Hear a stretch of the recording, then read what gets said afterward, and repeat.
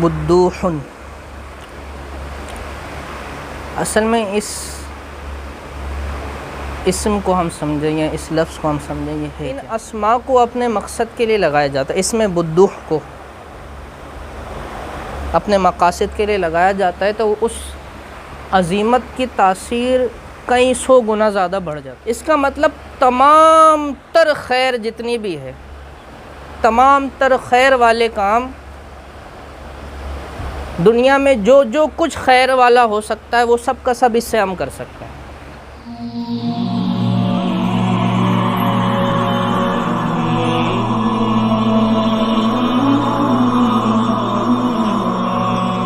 حضرت میرا سوال یہ ہے کہ جو وارثی سلسلے کے اندر جو اس میں بدوح کے حوالے سے جو پڑھایا جاتا ہے، اس کے حوالے سے کچھ بتا دیں کہ اس کو کس طرح پڑھا جاتا ہے، اس کا ذکر کس طرح کیا جاتا ہے، تو اس کے حوالے سے معلومات بتائیں۔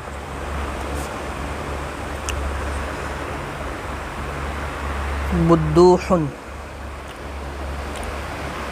اصل میں اس اسم کو ہم سمجھیں یا اس لفظ کو ہم سمجھیں یہ ہے کیا۔ ضروری نہیں ہے کہ یہ وارثیہ سلسلے میں ہی پڑھا جائے، تمام سلاسل میں مختلف کاموں کے لیے یہ اسم جو ہے استعمال ہوتا ہے، حتیٰ کہ عزیمتیں جو تیار کی جاتی ہیں، عزیمتیں یعنی عزیمت ایک ایسا عمل ہے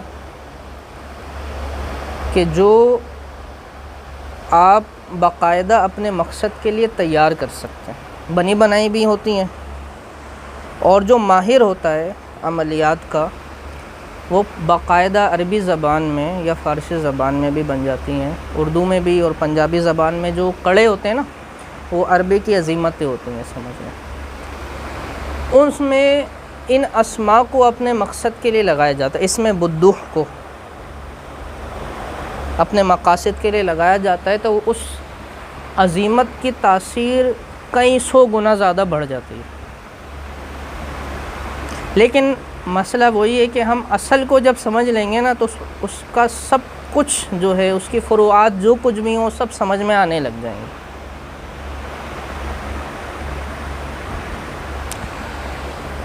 اس کی بیس سے سمجھیں کہ دیکھیں جتنے بھی اعداد ہیں، ایک سے لے کر اب جتنی گنتی بن سکتی ہے، لاکھوں کروڑوں اربوں، اس میں جو بھی عدد استعمال ہوں گے نا وہ 1 سے 9 تک ہی ہوں گے، ان کے علاوہ کوئی عدد نہیں ہے۔ یعنی اعداد کی اصل کیا ہے؟ وہ 1 سے 9 ہے۔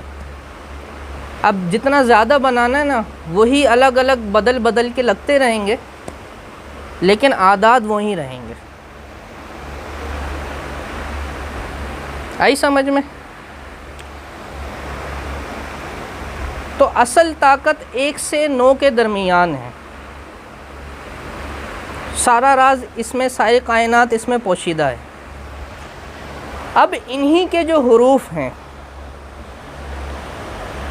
یعنی 1 سے 9 تک، وہ اصل ہیں۔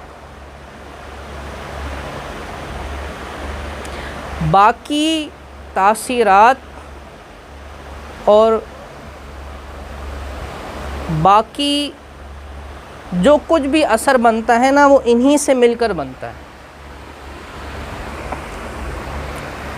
اب اس میں جو جوڑے والے اعداد ہیں یا حروف ہیں، جیسے 2 کے، 6 کے، 8 کے، وہ سب کے سب خیر کے کاموں کے لیے ہیں۔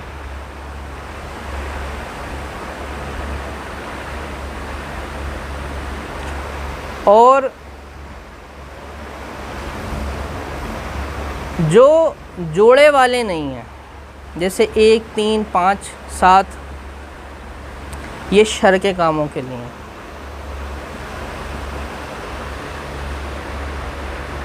آئی سمجھ میں بات؟ تو جب ہم جوڑے والے اعداد کے حروف کو ملاتے ہیں تو بدوح میں سب سے پہلا حرف کیا ہے؟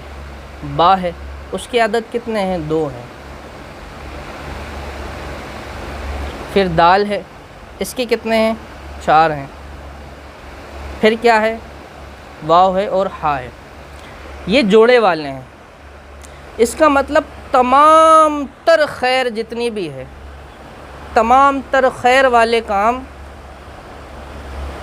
دنیا میں جو کچھ خیر والا ہو سکتا ہے وہ سب کا سب اس سے ہم کر سکتے ہیں. وہ تمام تاثیرات ان میں موجود ہیں. یہ دراصل اسم نہیں ہے، یہ ان حروف کا مجموعہ ہے.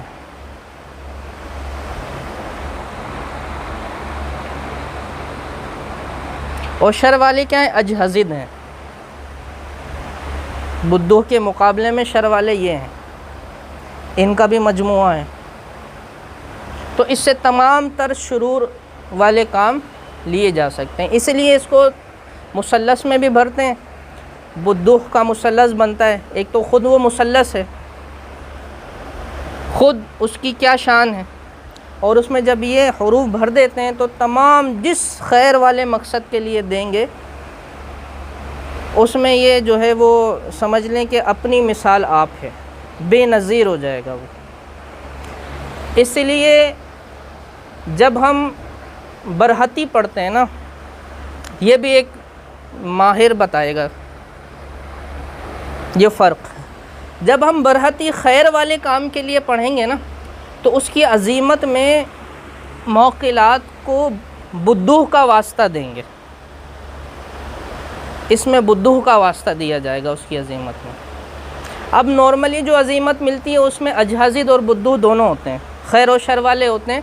وہ مجموعی طور پر ہے کہ جب بھی خیر والا کریں یا جب بھی شر والا کریں وہ ایک عوام کے لیے بنا دی. اب عوام کے لیے بھی نہیں ہے وہ، یعنی ایسے عاملین جو فرق نہیں کر سکتے اس میں، ان کے لیے وہ عظیمت تیار ہو گئی کہ جب بھی وہ خیر کے لیے پڑھے تو بدوح والا استعمال ہو جائے گا اور ورنہ اجہزد والا استعمال ہو جائے گا. لیکن اصل کیا ہے کہ جب ہم اچھا اس کے لیے بھی نا الگ الگ مقاصد کے لیے الگ الگ عظیمتیں تیار ہوتی ہیں. جیسے حروف صوامت میں ہر ایک کام کے لیے ایک عظیمت تیار کی جائے گی. حروف کے ذریعے سے موقلات بنائے جائیں گے، موقلات کے ذریعے سے پھر عظیمت کا پھر نقش بھی بنے گا. وہ یہ بھی ایک جو ہے وہ بڑا پیچیدہ معاملہ ہوتا ہے. اسی طرح یہ جو حروف کی طاقتوں سے کام لینا ہے نا،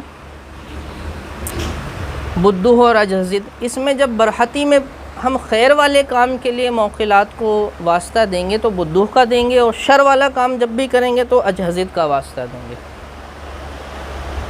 اور ان کے جو موقلات نکال کے پھر ان کا بھی جو ہے وہ اسم پڑھیں گے، اسما پڑھیں گے، اور ان کو پھر سے اس کا واسطہ دیں گے اور پھر اپنا کام ذکر کریں گے. تو وہ بالکل ایسا ہوگا کہ جیسے نشانے پہ جا کے تیر لگے، بے خطا ہوگا وہ نشانہ. تو اصل یہ ہے کہ وہ یہ اسم جو ہے نا، اس کو اسم کہا جاتا ہے. عوام میں مشہور ہے، عاملین میں یہ مشہور ہے کہ یہ اسم ہے. اصل میں یہ خیر والے جو حروف ہیں ان کا مجموعہ ہے. اب خیر کس تمام اچھے کاموں میں خیر ہے، اللہ کا قرب حاصل ہو، اس سے زیادہ خیر کوئی بھی نہیں ہے نا. اس لیے اس کو اللہ کے قرب کے لیے بھی پڑھتے ہیں. اب اس کو جو ہے کیا بولتے ہیں، لوگوں کا دل اللہ کی طرف مائل کرنے کے لیے، جسے محبت کے لیے عاملین اس کو استعمال کرتے ہیں. تو اب محبت میں سب سے بہتر کیا ہے کہ لوگوں کے دلوں میں اللہ کی محبت پیدا کی جائے، اس کے رسول کی، اور وہ پیغام جو حضور صلی اللہ علیہ وسلم لے کر تشریف لائے اس کی محبت لوگوں کے دلوں میں پیدا کی جائے. تو اس نیت سے دیتے ہیں پڑھنے کے لیے، یا مختلف سلاسل میں اس لیے پڑھا جاتا ہے تاکہ لوگوں کے دلوں میں یہ محبت ڈال دی جائے پڑھنے والا. محبت ڈال دے، اس لیے پڑھا جاتا ہے۔ اب خیر کے کام جتنے بھی ہو سکتے ہیں نا وہ اس کے ذریعے سے ہو سکتے ہیں۔ اب لوگوں کو یہ بھی ہوتا ہے کہ یہ بڑا جو ہے وہ جلالی وظیفہ ہے اور بہت خطرناک وظیفہ ہے، تو اس کو غلط پڑھیں گے تو جو بھی وظیفہ غلط پڑھیں گے وہ جلالی ہے اور خطرناک ہے۔ غلط طریقے سے پڑھیں گے تو ہر ایک وظیفہ نقصان دے گا، بغیر اجازت کے، بغیر طریقہ سمجھے کسی ماہر سے پڑھیں گے تو بالکل ایسا ہی ہوگا۔ ایسا ہی ہے نا، آپ کیوں نہیں شروع کر دیتے میڈیکل اسٹور پہ جائیں اور جو ہے وہ اپنی مرضی سے 5-6 دوائیاں اٹھا لیں اور اس کو کھانے لگ جائیں؟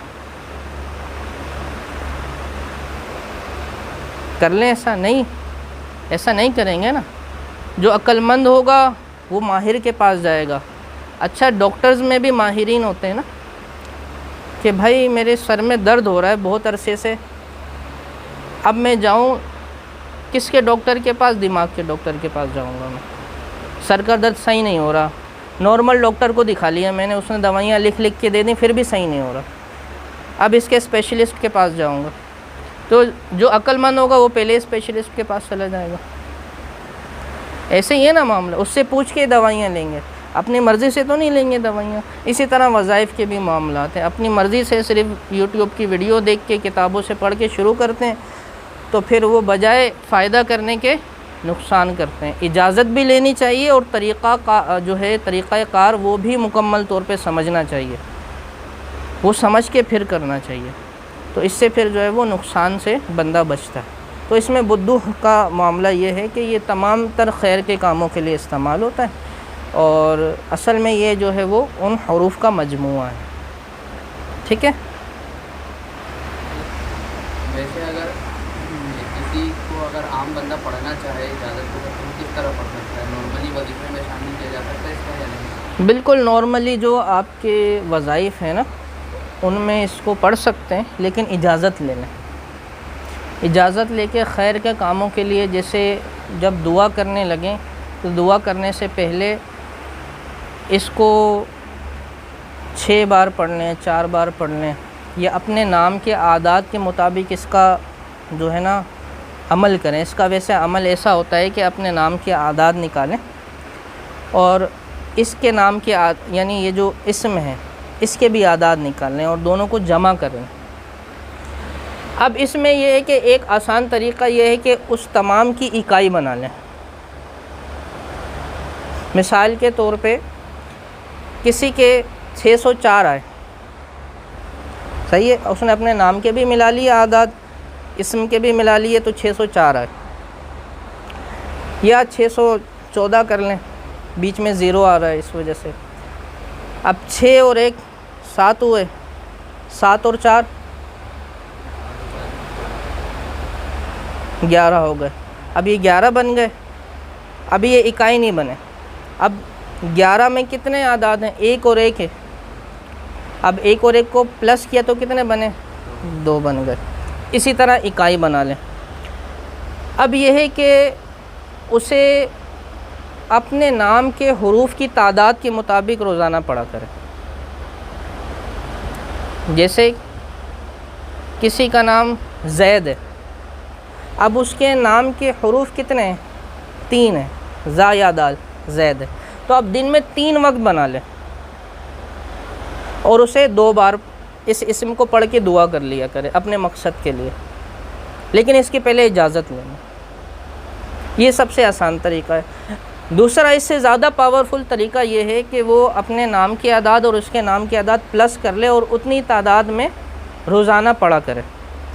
اب جیسے زید ہے، زید کے نام میں 3 حروف ہیں، تو اب وہ 3 دن پڑھنے کے بعد پھر اپنے مقصد کے لیے دعا کرے، 3 نشستیں لگائے اس کی اور پھر اپنے مقصد کے لیے دعا کرے، تو بالکل بے خطا تیر کی طرح ہوگا وہ۔ اب کسی کے نام میں 5 عدد ہیں تو 5 دنوں تک کریں۔ آ گئی سمجھ میں بات؟ تو لیکن اس کے لیے پہلے اجازت ضرور ہے۔ ٹھیک ہے؟